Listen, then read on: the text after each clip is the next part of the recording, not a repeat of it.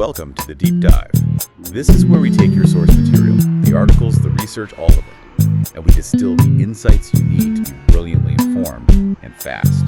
And our mission for this deep dive is, well, it's about the hidden physics of social signaling. We're talking about everything that goes unsaid. Exactly. I mean, when we talk about communication, the sources you've shared, they all pretty much confirm that something like 65% of the meaning in any conversation comes not from words, But from everything else. from everything else. It's the nonverbal world. And the critical thing is, most of this is happening completely outside of our conscious thought. Right. And if you think about it, if success in life is largely about navigating social dynamics, attraction, negotiation, leadership, then mastering this language that operates just beneath the surface is, well, it's essential. The material you sent over, it organizes this whole landscape around three core nonverbal dimensions: space, timing, and intention.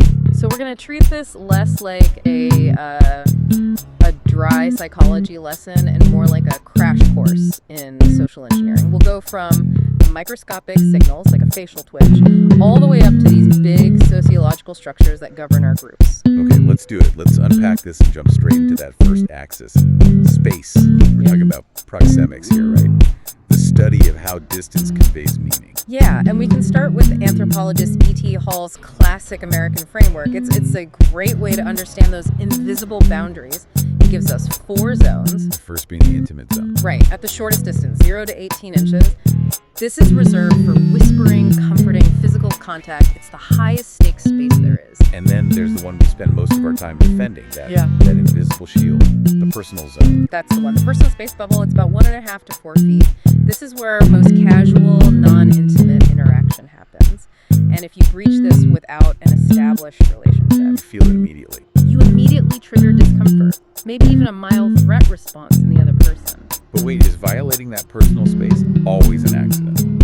I mean, couldn't moving in a little closer just to the edge of that intimate zone, couldn't that also be a calculated power move? Oh, absolutely. Like a way to deliberately impose dominance or assert control in a negotiation? 100%. While it primarily signals either intimacy or threat, proximity is a fundamental tool of status.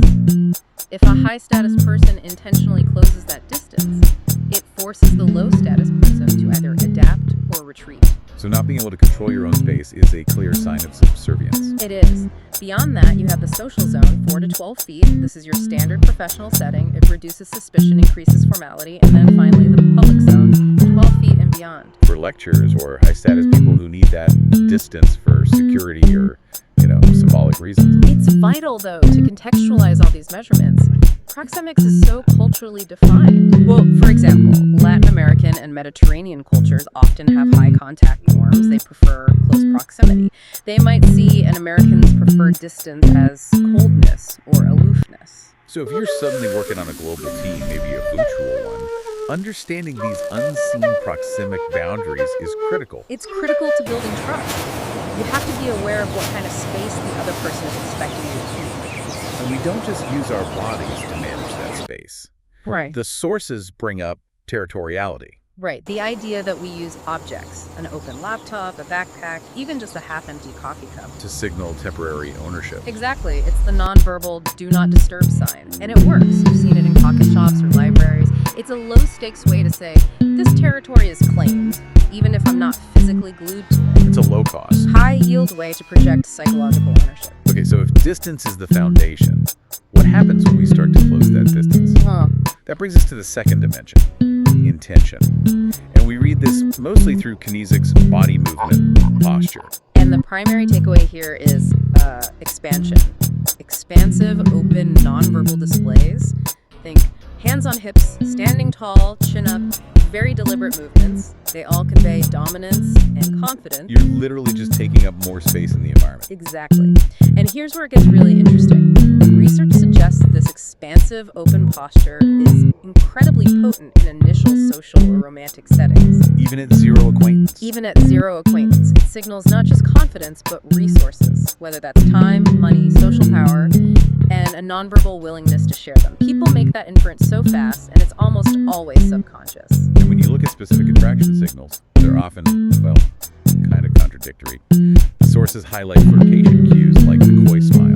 Which is so such a fascinating paradox. Right. It combines the lowered head, which suggests shyness or vulnerability, with this bold, sustained eye stare, signaling confidence and direct interest. It's a dual signal. It says, I'm shy, but I'm choosing to look at you anyway. And the other classic one is head tossing, Which is basically a grooming behavior. Yeah, it grabs attention, showcases the hair, and yes, some sources say it may even help release pheromones. And when things get competitive, you start seeing these rivalry signals. The sources detail something called the territorial eye flash, which is this rapid, almost darting look toward a competitor, a quick narrowing of the eyes to evaluate the threat. and then you turn back to your target with an even bigger smile. It's basically a nonverbal, high-speed microaggression, a quick, silent threat assessment, and a broadcast that you're still interested. And when you combine that with jaw tension, a subtle tightening of those masseter muscles, it's a clear sign someone is primed for a confrontation. Okay, let's move to our final axis in this section, timing, or what the sources call chronemics. This is all about how we use time. And this starts at a cultural level. We distinguish between monochronic people, those who treat time rigidly, one task at a time, and polychronic people, Who are more flexible, multiple activities at once. Right. And if you're managing a global team, you have to realize that a polychronic culture might not see an immediate email response as critical. Whereas a monochronic culture might see a delay as pure disrespect. Or incompetence. It frames the entire pace of an organization. But the truly strategic element of timing exists in conversation. It's called response latency control. And the average gap between turns in a conversation is tiny, right? Like less than half a second. It's tiny, usually 0.2 to 0.5 seconds. So strategic delays are power moves. If I'm talking to you and I take an extended processing pause, say 2 to 5 seconds before I reply, That's not just slow thinking. What's that communicating? that delay creates this powerful temporal disconnection. It broadcasts the signal, I am not obligated to be fully present in this interaction. It suggests the person has enough status that they can afford to just disregard the conversational rhythm. Whereas rushing to reply signals Eagerness, enthusiasm, and potentially a lack of confidence. So if you're on the receiving end of that intentional disconnect, is there a nonverbal counter move? How do you reestablish that connection or challenge that dynamic? Well, the only real nonverbal counter is to either match their slow timing, force them to wait even longer, which asserts parity, or, often more effectively, to use a cue that suggests their delay is irrelevant to you. Like checking your watch. Checking your watch, glancing at your phone, shifting your attention away for just a fraction of a second during their pause. It says, your delay doesn't affect my schedule. That's a great practical insight. Okay, let's zoom right in now to the micro world. Let's start with micro-expressions and decoding truth. Micro-expressions are the ultimate leakage of genuine emotion.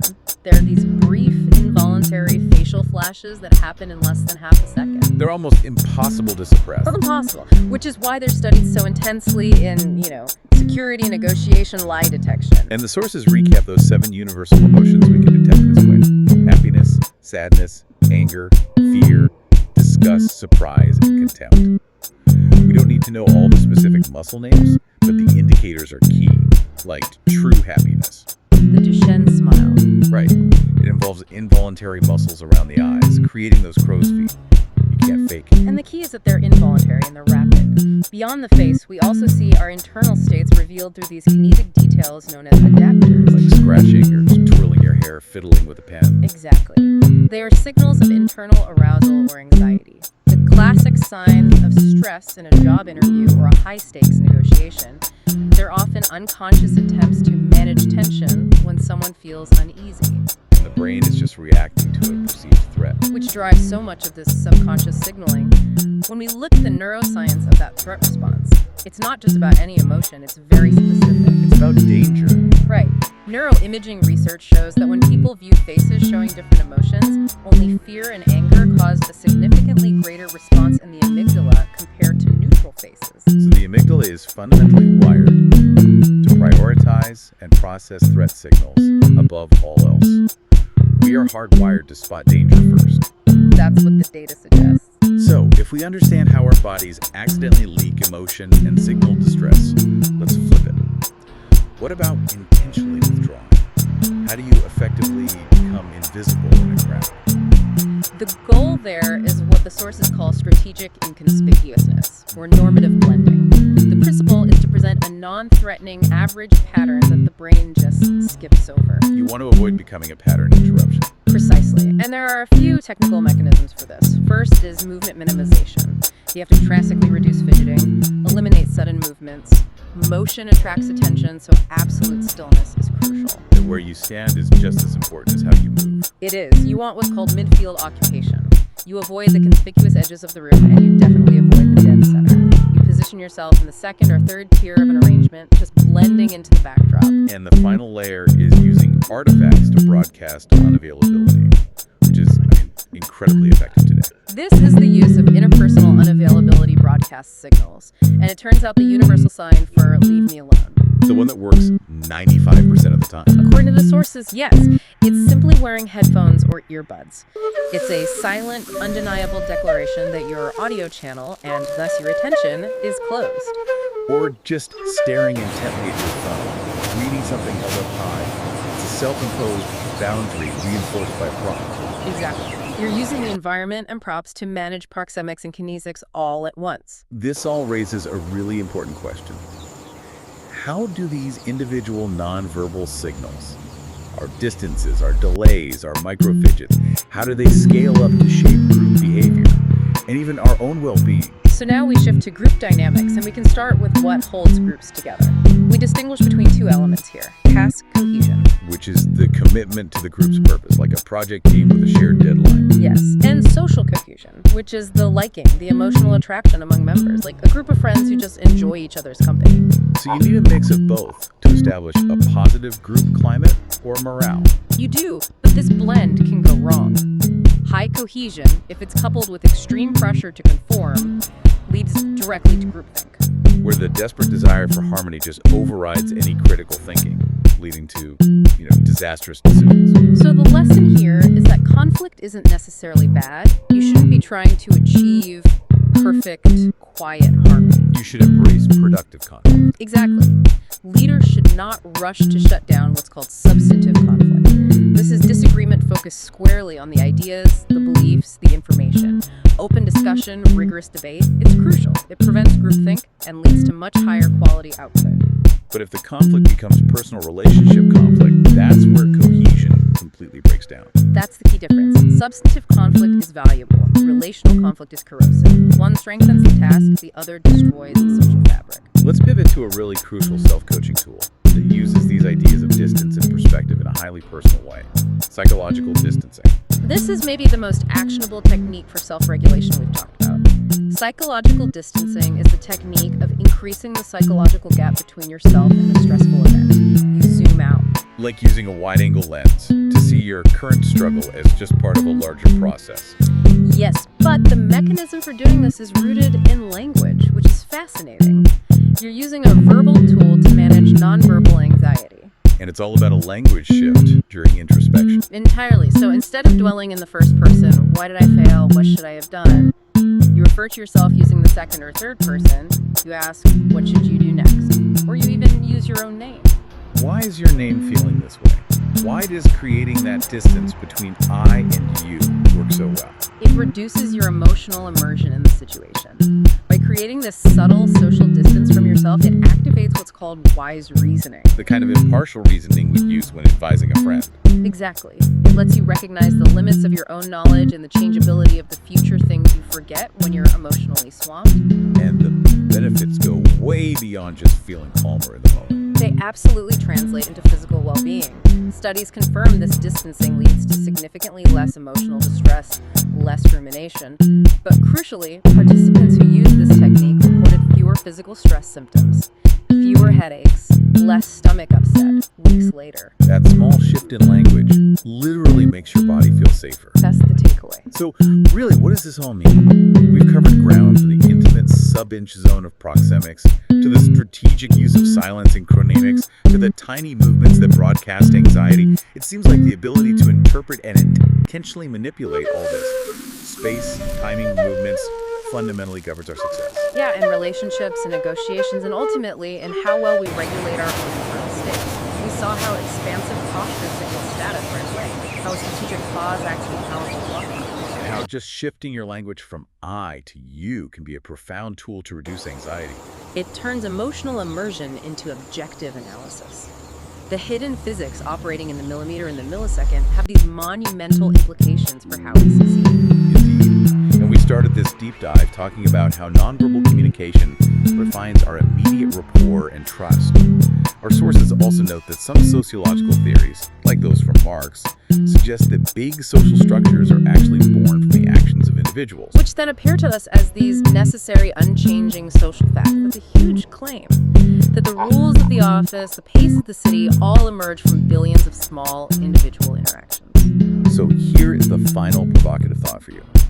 If our subconscious nonverbal signals, our microexpressions, our territorial tactics, our proxemic preferences, if they form the absolute foundation of immediate rapport and distrust, to what extent are these fleeting, involuntary microactions the true building blocks that define the character and cohesion of our collective social space-time? Wow. What larger social reality are our silent signaling bodies building right now?